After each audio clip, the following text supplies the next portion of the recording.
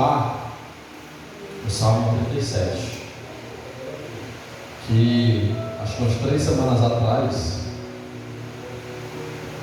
eu preguei aqui somente até o versículo 11.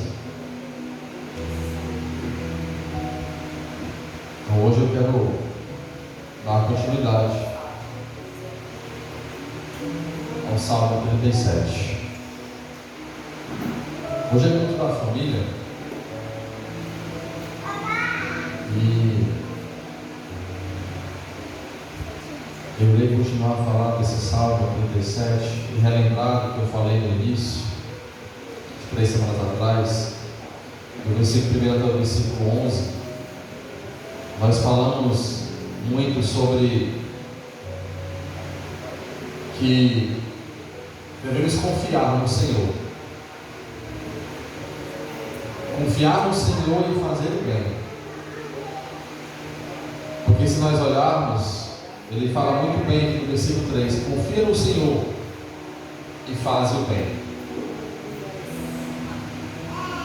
O salmista aqui preocupado, o salmista Davi preocupado, porque há muitas e muitas pessoas que até confiam no Senhor, esperam no Senhor, mas não perdem a oportunidade de fazer o mal. Às vezes até para um ente querido, às vezes para algum irmão da igreja, enfim. Mas devemos confiar no Senhor e fazer o bem. Esse é o mandamento que está aqui neste Salmo, Salmo 37. E hoje eu quero meditar a partir do versículo 12.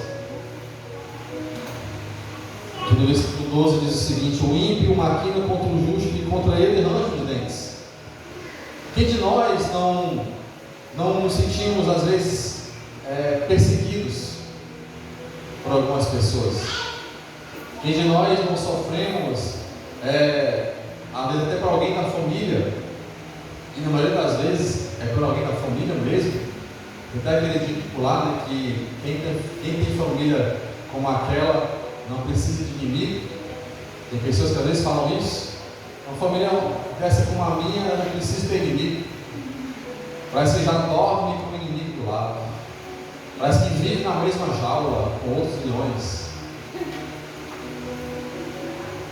Mas aqui o salmista fala: o ímpio maquina contra o justo e contra ele range os dentes. Maquina o mal. O que fez o próprio Davi, aqui esse salmista, esse salmo de Davi, o que fez o próprio Davi para conquistar aquilo que ele tanto queria, aquela mulher que ele desejou? Ele destruiu uma família por causa daquilo que ele desejava. Ele maquinou o mal, ele matou o esposo daquela mulher para que ele pudesse agora casar com aquela mulher. Usou da sua autoridade, usou da sua posição, ele maquinou o mal. Mas Deus, ele nunca abandona o justo.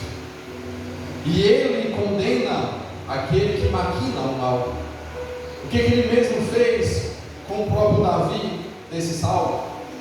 Mandou o profeta e deu recado para ele, achando Davi que por ser um homem segundo o coração de Deus, ficaria impune. Mas Deus o castigou, e o castigou na sua família, porque foi ali onde ele maquinou o mal contra a família do próximo.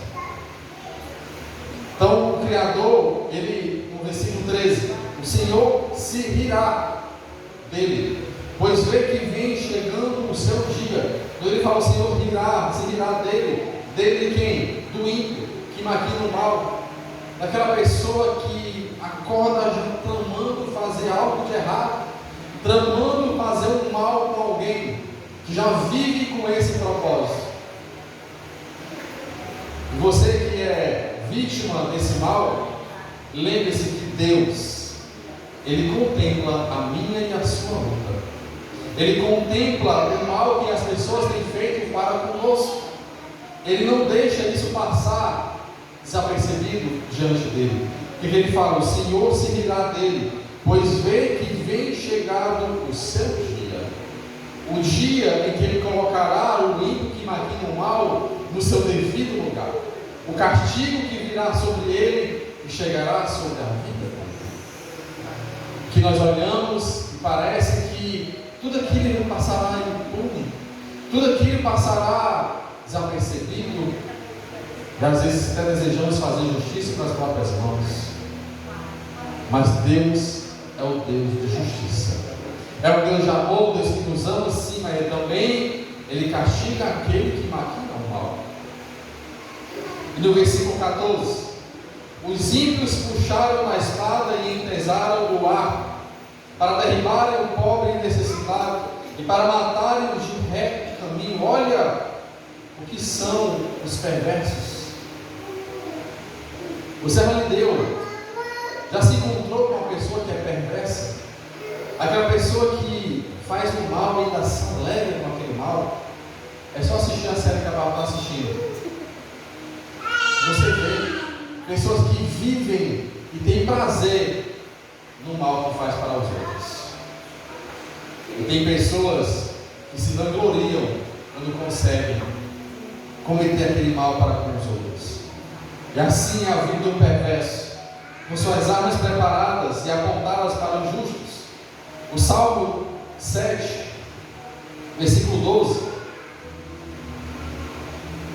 fala o seguinte: se o homem se não converter, Deus afiará a sua espada, já tem armado o seu arco e está aparelhado. Se aquele que maquina o mal, aquele que é perverso, se ele não se converter dos seus maus caminhos, Deus pesará a sua mão sobre a sua vida. Versículo 16: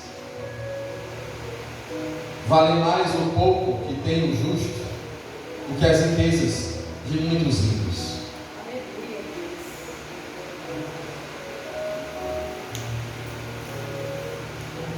Você tem estado preocupado porque você olha para a casa daquele que vive de qualquer jeito, não quer saber de conversa com a palavra do Senhor, mas ele tem uma vida próspera, tem um carro que ele quer, tem a vida que ele quer, vai para onde quiser, faz o que quer da sua vida, ainda bate no peito dizendo que é dono do seu próprio nariz, e vive aparentemente numa felicidade, e você olha para a sua vida, a sua casa, é dificuldade, é luta.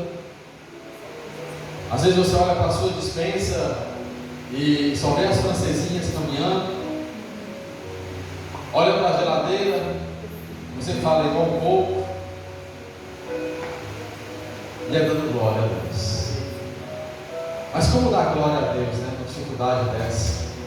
Você olhar para o seu filho doente e sem poder ter condições de ter um plano de saúde para levá-lo e ser bem atendido naquele hospital. Você olha para o seu filho e levar para um colégio que você vê que não dá boas condições de aprendizado para o seu filho, você tem condições. Mas o que o salmista fala? Vale mais um pouco que tem o justo na presença do Senhor do que as riquezas de muitos ímpios. Por quê?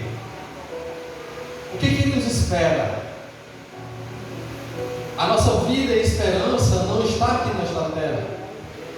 É claro que o Senhor quer que nós venhamos usufruir do bem e do melhor desta terra. Quer. Mas muitas vezes Ele nos coloca em provas, em situações, em contextos que só misericórdia do Senhor para nos guardar. Mas estamos numa situação às vezes difícil, mas pelo que o Senhor nos coloca assim para que venhamos aprender em algo na presença dEle. Ele sabe, Ele conhece o meu e o teu coração. Ele sabe que às vezes é necessário passar por lutas para aprendermos algo maior para a nossa vida. Estarmos com as mãos vazias para receber uma bênção maior que Ele tem preparado para a nossa vida. Vale mais um pouco que tem o do que as riquezas de muitos ímpios. O que fez aquela mulher, quando o profeta, o que tinha aquela mulher quando o profeta chegou naquela casa, e Deus mandou o profeta ir naquela casa para ele ser cuidado por aquela mulher. E quando ele chega na casa daquela viúva, o que tinha? Somente o seu filho e um punhado de farinha e um pouquinho de azeite. Era pouco, mas aquela mulher era justa, era fiel. E aquele homem chegou, aquele profeta chegou naquela casa, e grande foi o milagre que Deus fez através daquele pouco. Porque Deus, muitas vezes, Ele quer usar algo pouco. Ele quer usar aquilo que é pequeno para confundir os grandes.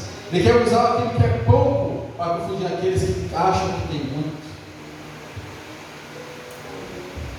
Muitas vezes, aquele que vive a forma que eu falei no início, eles se acham que não necessitam jamais buscar ao Senhor, porque eles têm tudo para a sua vida. Mas não sabem, ou não têm entendimento da palavra, que o que verdadeiramente necessitamos é a salvação de nossa vida. Porque aqui nessa terra estamos apenas de passagem, e virá aquele dia que o Senhor nos trará para a sua presença. Quando você se perguntar o que vale mais para a nossa vida, que valor tem maior para a nossa vida todos os dias, se puder, vá no hospital, visite aquela pessoa que está no leito do hospital, que está desenganada do médico e que sabe que tem poucos dias de vida, e pergunte para ela o que você faria se você tivesse a oportunidade de mudar algo. Certamente a grande maioria falaria: eu deixaria de fazer algumas coisas, eu iria ficar mais com a minha família, eu iria ter mais atenção para o meu filho, eu ia ficar noites e noites em farras e bebedeiras. Elas iam sempre falar em coisas mais importantes para a nossa vida, porque as coisas materiais, elas são passageiras, as coisas dessa terra são passageiras, mas existem coisas que são eternas, como disse o 2 Coríntios capítulo 4. Há coisas que são eternas e que temos que buscar o certo que nos traz a eternidade, porque tanto um lado como o outro são eternos. Há a segunda morte, que é eterna, e há a vida e vida em abundância na presença do Senhor, ela é eternidade também. Por isso que vale muito mais o pouco que temos justos, porque muitas vezes trabalhamos aqueles trabalho suado, né? Mês todinho trabalhando, esticando o horário, aí quando recebe o contra-cheque, oh meu Deus, bota debaixo do joelho e ora, né? Deus multiplica esse pão, né? Porque não dá nem para pagar as contas, mas Deus vai cuidando de nós, não vai deixando o seu povo desfalecido. Vale mais um pouco que tem o justo do que as riquezas de muitos ímpios, porque há muitos e muitos aí que conquistam as coisas de forma injusta, de formas ilícitas, para se prevalecer na vida de outros. Melhor um pouco com Deus do que o muito sem Ele. É muito melhor nós termos pouco, mas ter a presença de Deus na nossa vida, na nossa vida, na nossa família, do que você ter muita coisa e estar afastado de Deus. De que adianta as riquezas desse mundo? De que adianta, né? O Evangelho fala: buscai o reino de Deus e a sua justiça, e as demais coisas vos serão acrescentadas. Aqui, nesse versículo 16, há um trocadilho do material com o espiritual, porque vale pouco. O pouco aqui é o material, mas o que vale muito é o espiritual. espiritual na presença de Deus. E onde está? Onde está o meu e o seu tesouro? Onde está o tesouro guardado na nossa família? Porque onde está o tesouro da sua família, é ali que você vai concentrar a sua vida. Se o tesouro está na vida, na salvação eterna, você vai conduzir a sua casa, a sua família, para que ela toda tenha a salvação na vida eterna. Agora, se o tesouro está em coisas materiais, você vai trabalhar somente para aquilo. É o que nós estamos começando a falar na quinta-feira. A vida de propósito, a vida cristã. O propósito da vida cristã. Eu comecei quinta-feira passada. Qual é o propósito da nossa família? Onde está o nosso tesouro? E outra, quem sustentará a minha e a sua família? Quem é que sustenta a nossa casa? Quem é a coluna firme e alicerce inabalável da nossa casa? Porque aquele povo, quando recebeu a orientação de Moisés, faça o sacrifício e marque os umbrais da porta com o sangue do cordeiro sacrificado, para que quando o espírito da morte pairar sobre aquela rua, sobre aquela casa, ele passe direto, porque ali tem a marca do sacrifício do cordeiro. A minha e a sua casa está selada pelo sangue do cordeiro, que foi crucificado, imolado na cruz do Calvário, e que o espírito da morte não tem poder sobre a minha e a sua casa, porque ele vê que a nossa casa está marcada pelo sangue do cordeiro. O Espírito Santo do Senhor habita na nossa casa.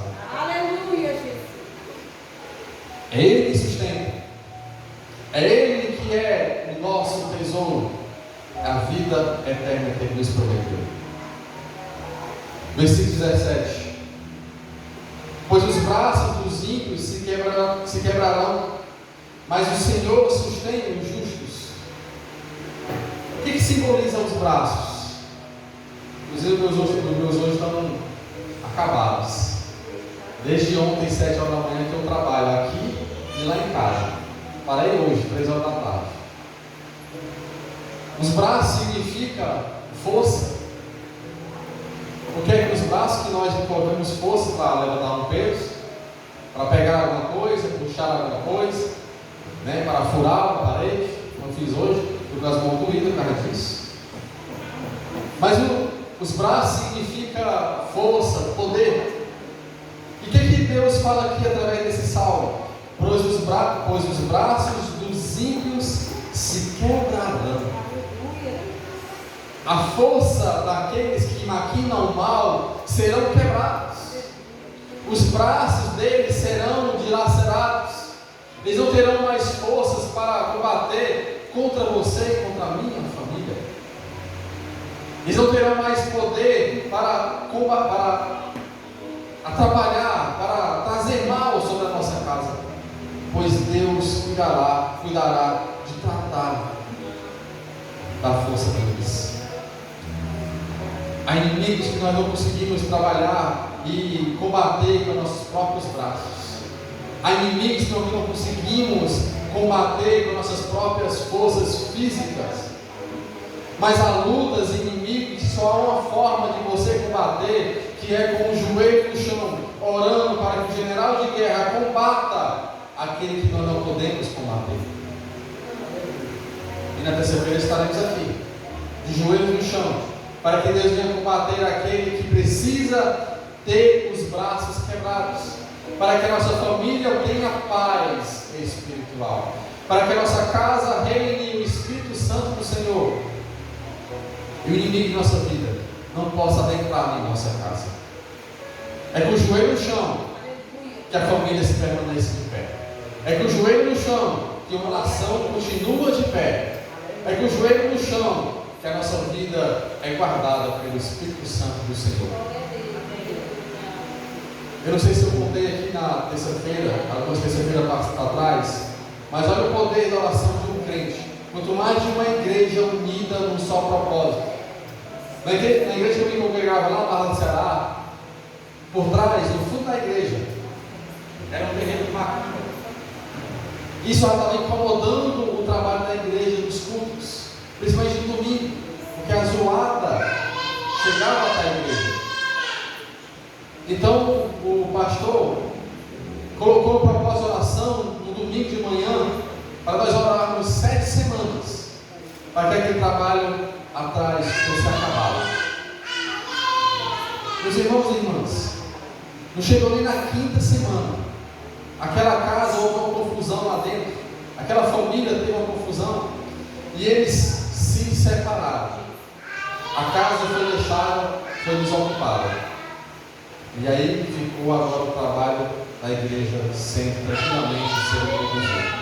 Grande é o poder da oração de uma igreja unida, e de uma família da mesma forma como uma família ora com o mesmo propósito, com o joelho no chão. A família, ela é sustentada, ela é guardada e sustentada na presença do Senhor. E que permanecemos justos, porque Ele fala, mas o Senhor sustém os justos. Que viemos buscar justiça, não pelas nossas próprias mãos, mas diante do Senhor, porque Ele é amor, mas também é justiça. Versículo 18: sua herança será para sempre. O Senhor conhece os dias dos retos, e a sua herança permanecerá para sempre. O que nós, como pais e mães, iremos deixar para os nossos filhos? Contas, dívidas, mas temos que deixar uma herança preciosa para eles. O que Abraão deixou para Isaac? A presença do Senhor. O que Isaac deixou para Jacó? As bênçãos do Senhor. O que Jacó deixou para os seus filhos? A bênção do Senhor. Que viemos deixar de herança para nossos filhos a presença do Senhor em nossa casa, para que eles deem continuidade na obra de Deus. Herança, normalmente quando fala de herança, a gente fala de coisas boas, né?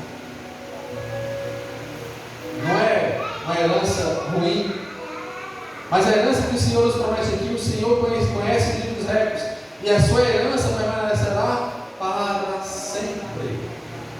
A vida eterna, a presença do Senhor, onde estaremos com Ele, e Ele reinará sobre a nossa vida eternamente. A herança que esperamos do Senhor é a vida eterna, e que os nossos filhos, os nossos netos e as nossas heranças para trás possam ser a presença do Senhor para aqueles que estão por vir na nossa família.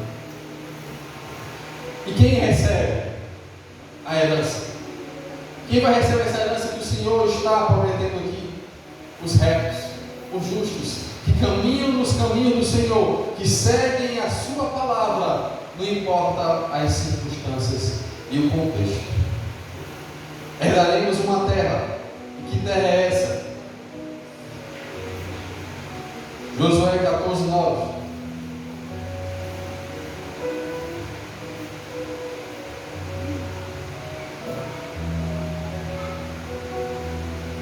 Então Moisés, naquele dia, jurou, dizendo: certamente a terra que pisou o teu pé será a tua e de teus filhos, em herança perpetuamente, pois perseveraste em seguir o Senhor meu Deus. Que possamos falar isso para os nossos filhos. Certamente a terra que pisaste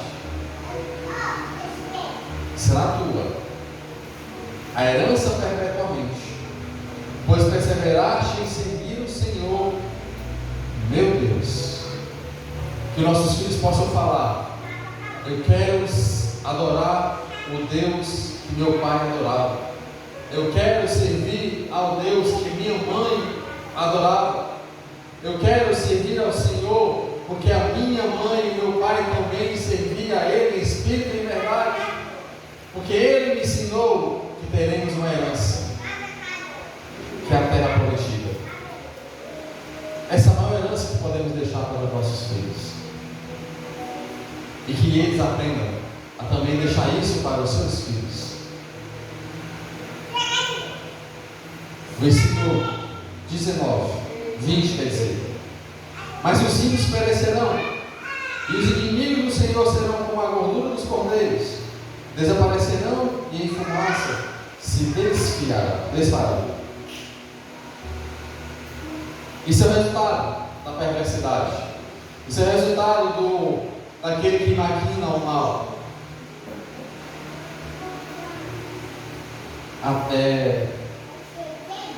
Interessante que ele fala aqui que os inimigos do Senhor, e para você ver o detalhe, ele fala que é inimigo de quem?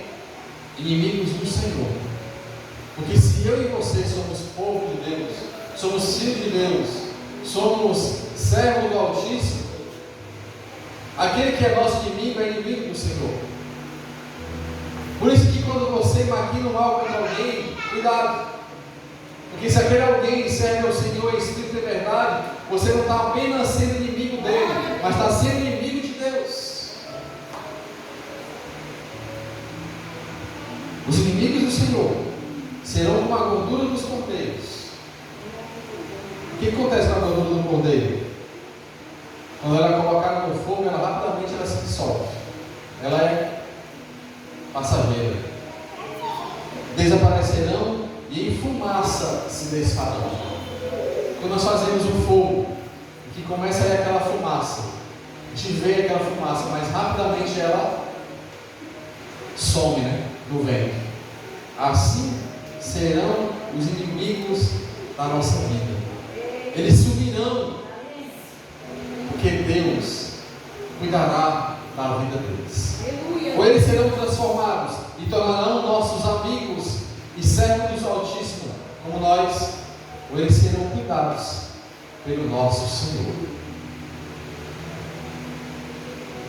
E o nosso papel, como justos e retos, e que servimos ao Senhor, é querer o mal dos nossos inimigos. Que fique bem claro, não é isso que eu estou pregando. É o Senhor que cuida deles. Ou Deus vai transformar e trazer para ser os nossos amigos e fazer parte da nossa família de Cristo, ou Deus cuidará deles de outra forma. Mas que seja Deus cuidando deles.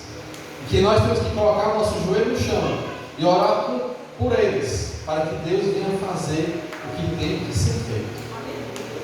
Seja transformados, ou seja, da forma como Ele vem entender que Ele é o Senhor de todas as coisas. A fumaça ela transmite apenas a ideia de que algo é transitório. Esse mal que nós estamos passando é transitório. Essa perseguição que estamos passando, ela vai passar. E é claro, e tenha certeza disso, que virá outros males. Mas haverá um tempo que tudo isso se findará. Que foi que eu li lá em Josué, que perseverastes servindo ao Senhor, o nosso Deus, herdaremos uma terra que será nossa pela eternidade. Por isso que tem que permanecer firmes e constantes nos caminhos do Senhor, para que naquele grande dia, toda essa luta, toda essa perseguição que passamos, todas essas dificuldades se findarão para a eternidade. Versículo 21. O ímpio toma emprestado e não paga. Ai, meu Deus do céu. Entre nós, às vezes, chega uma pessoa e pede dinheiro emprestado. Ai, meu Deus do céu. Não tenho nem para mim, mas vai emprestar. A palavra fala, e acho que em Provérbios, que não podemos emprestar dinheiro com usura. Sabe o que significa isso? Nossos tempos atuais? Agiotagem. Então, quando você pede dinheiro emprestado para a agiota, você também está infringindo a palavra do Senhor. Porque você está compactuando com aquilo que Deus não permite e não aceita. Se você for emprestar um dinheiro, fique empreste, ou até dê se você puder, mas empreste em coração e não peça em juros, porque Deus não se agrada disso, né? Então, mas aqui o salmista fala sobre aquele que pede emprestado e não paga. Ora, tudo aquilo que nós trabalhamos e ganhamos tem o seu valor, é para alguma coisa. Mas o justo se compadece e dá. Porque quando nós damos àquele que nos pediu emprestado, até lembrei agora que minha mãe, foi semana passada, eu liguei para ela rindo. Tem uma vizinha aqui que ela sempre me ajuda. Como minha mãe ela vive sozinha, e quando tem alguma coisa que precisa resolver, e a pessoa que mais tem ajudado ela é essa vizinha, uma jovem senhora, tem ajudado ela em várias coisas. E essa mulher, certo dia, pediu um dinheiro emprestado para minha mãe.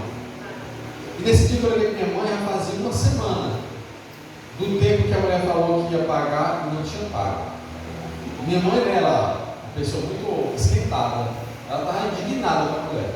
Ela disse: o que é que eu faço? Eu disse: mãe, dê esse dinheiro para ela. Vai fazer falta esses R$50 para a senhora? Não vai não.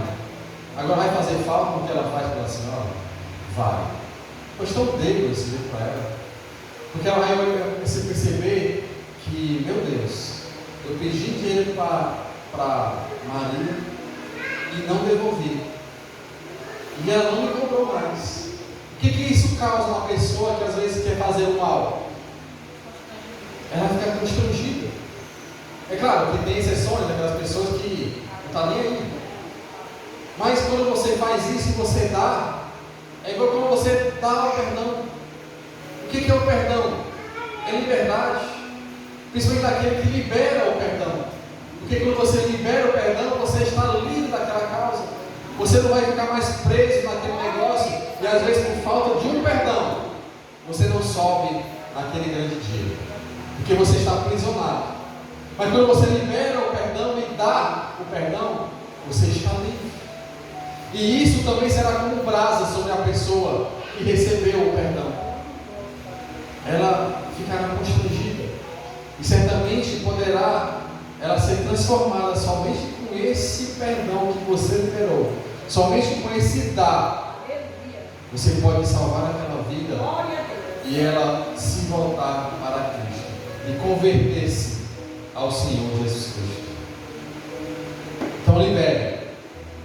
Seja os R$50, seja o perdão que dê. É muito melhor dar do que receber.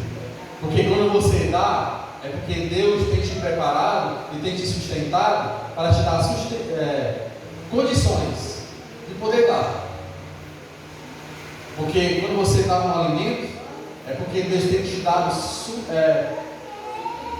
condições, te sustentado ao ponto de você poder dar um alimento para ajudar outra pessoa que precisa receber. E no Evangelho é muito mais prazeroso dar do que receber, porque Cristo veio para dar vida e vida em abundância. Ele não veio para receber, ele veio para dar. Hoje ele quer de nós a adoração, uma vida reta e justa e fiel na presença dele. Amém? Amém.